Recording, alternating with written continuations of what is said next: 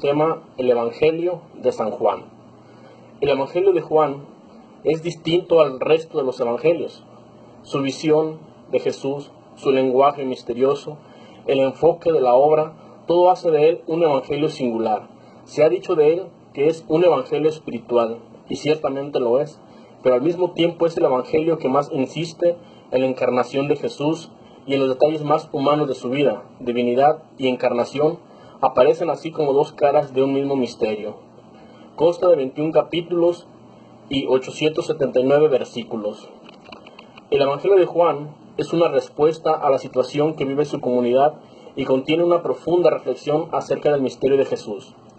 Los que se encuentran con él y lo aceptan van descubriendo progresivamente la hondura de este misterio mediante la fe, y los que lo rechazan por falta de fe terminan en la oscuridad y ceguera de su pecado.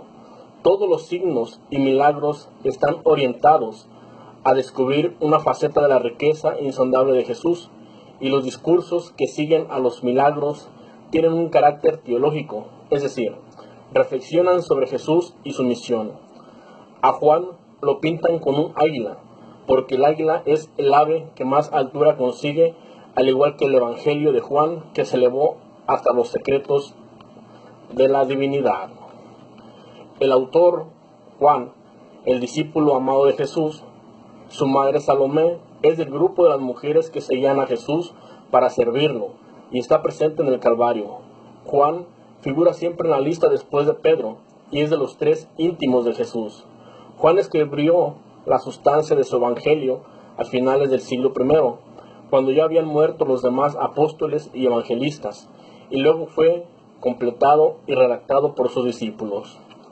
Los cristianos, a los que dirige Juan, vivían una situación difícil y compleja. Internamente, habían un grupo que no aceptaban la superioridad de Jesús sobre Juan el Bautista. Otros no aceptan la divinidad de Jesús. Externamente, había rechazado y persecución. Sus perseguidores son los judíos que aparecen en cada página de su evangelio y que expulsaban de la sinagoga a los cristianos de esa comunidad. Por eso, esos cristianos vivían atemorizados. Algunos tenían miedo de aparecer como discípulos, otros habían abandonado la comunidad, y la principal tentación de los que aún quedaban era alejarse del mundo y encerrarse en el cenáculo, recluirse en el círculo en el que se encontraban protegidos. Es un evangelio muy distinto al de los otros tres. Tienen fuentes propias, por eso escribe su evangelio en base a sus recuerdos y con una finalidad diferente. Seleccionó algunos milagros y profundizó en su significado simbólico, en función de lo que quería enseñar a la comunidad cristiana. Es rico de discursos y tiene una manera de hablar profunda, reflexiva, abstracta. En ocasiones, Juan parece un teólogo, por eso su lenguaje es para adultos en la fe. Habla con los nuevos conceptos que se manejaban en la cultura helenística: luz, tinieblas, vida, amor, logos, y los adapta a la concepción cristiana de la fe. Parte de realidades concretas: el agua, el pan, el nacimiento, la vida, la luz, pero luego las transforma y nos transporta a otras realidades superiores a través de símbolos. Juan emplea mucho el diálogo: Nicodemo, Jesús, samaritana, Jesús, judíos, Jesús, ciego de nacimiento, Jesús, etc., para exponer su enseñanza de una forma más viva y participativa. Otro elemento de Juan es el siguiente: expone el signo o el milagro y después hace el discurso sobre el signo. El Evangelio se presenta separado en dos grandes secciones, precedidas de un prólogo y seguidas de un epílogo. El prólogo y el testimonio, podemos verlo en el capítulo 1, versículos del 1 al 51 de la misma carta de Juan, anticipa los grandes temas del Evangelio: la palabra, la vida, la luz, la verdad, el mundo, las tinieblas. Y junto a él, los primeros testimonios, que presentan a Juan como el último gran profeta que señala a Jesús como el Mesías. El libro de los signos, en el capítulo 2, versículo 12, se narran 7 milagros, signos.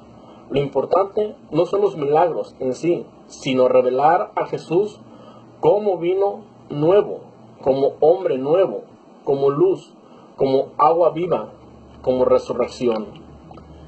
El libro de la Pasión y Pascua, los capítulos 13 al 20, tienen dos secciones: los discursos de despedida del 13 al 17 y la Pasión y la Gloria del 18 al 21.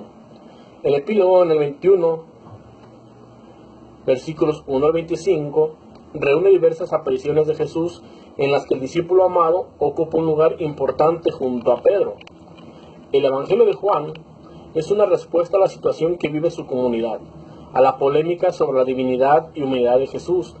El evangelista responde profundamente en el misterio de su encarnación y muerte, y ante la tentación de huir del mundo. Exhorta a los discípulos para que afiancen su fe en Jesús y, unidos a Él, salgan al mundo para dar testimonio de la verdad. Ante Jesús hay que decidirse: o se acepta a Jesús o se rechaza. Los que se encuentran con Cristo y lo aceptan van descubriendo progresivamente la hondura de este misterio. Lo reconocen como su Señor, profeta, Mesías y Salvador del mundo, y sobre todo como Hijo de Dios. Y los que no lo aceptan viven en su oscuridad, en la ceguera de su corazón. Cuanto más un cristiano toma su decisión por Jesús, por su vida, su verdad, su justicia, tanto más encontrará oposición de algunos que le harán la vida imposible, hasta quitarle la vida. Se le llama el evangelio espiritual del cristiano maduro. Largos discursos meditativos, elaboración de temas, pan de vida, agua, espíritu y verdad. Estos discursos no son tanto palabras de Jesús, sino discursos sobre Jesús.